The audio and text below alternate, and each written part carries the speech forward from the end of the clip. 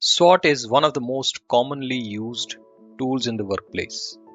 SWOT is a situational analysis tool used to evaluate strengths, weaknesses, opportunities, and threats in a given context. Whether it's product, company, or individual role, strengths and weaknesses are linked to internal factors, and opportunities and threats are linked to external factors. So this slide shows a typical SWOT analysis, helping us understand both internal and external factors that influence our work, whether it is at a team, company, or a person level. So at the top, we see internal factors. On the left, under strengths, we have things we do well. For example, education, qualification, communication skills, product quality, and pricing. On the right, under weakness, we list areas to improve, such as customer support, procrastinations, or weak distribution network. Now, these are all within our control. So when we say internal factors means the things which are within our control, right? Strengths and weaknesses are within our control. So that's very important distinction there.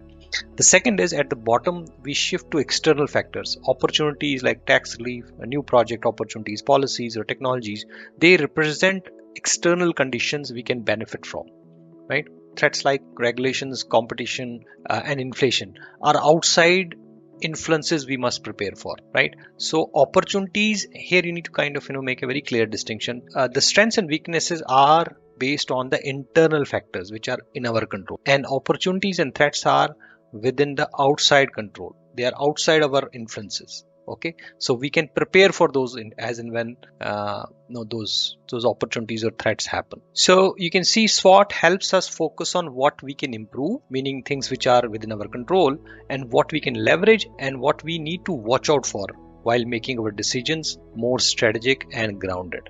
Okay, once we identify these areas, we need to maximize the strengths and opportunities and minimize the weaknesses and threats. So it's a very basic strategy where you focus on maximizing strengths and opportunities and minimizing the weakness and threats once you have this analysis in front of you. So as I said, SWOT is a situational analysis tool, but what does situational analysis really mean? It is simply referring to understanding the current state of anything, how things stand right now, what is working, what is not working, what is great, what is not so great. And you can apply this to yourself, analyzing your own strengths, weaknesses, opportunities, and threats for yourself, and a product or a company, a process or an idea or even a policy. Anytime someone asks you a question like, what do you think about this industry? What's your opinion on this policy? How would you describe the state of law and order in a country? Tell me about your strengths and weaknesses. Then SWOT is a tool you can use. So let me try applying SWOT at a personal level. For example, let me take a resume of someone and use AI to perform a SWOT analysis on it. And we'll see that in few moments. We will do this using a well-structured prompt design format that includes a prompt design which has the action, verb, context, constraints, and expected outcome. Remember, we used this in the earlier lecture as well, that when you prompt using any AI engine like chatbot or Claude or anything else, you need to be very clear about the instructions to the AI engine, right? So your action, verb, your context, your constraints, your expected outcome should be very clearly defined in your prompt design. So that's what we have done here. Now let's run the prompt and see what insights we get. Okay, this is our prompt. So now we have a complete SWOT analysis of a candidate's resume.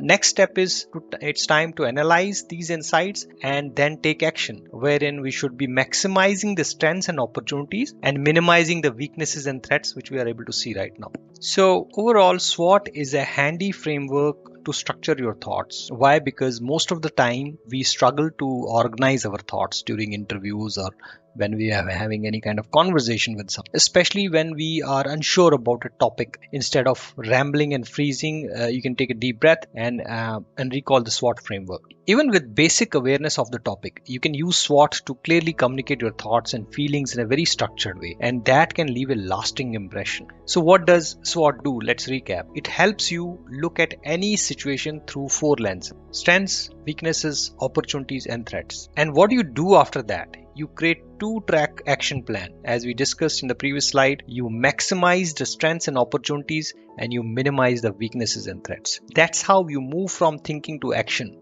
clearly, calmly, and strategically.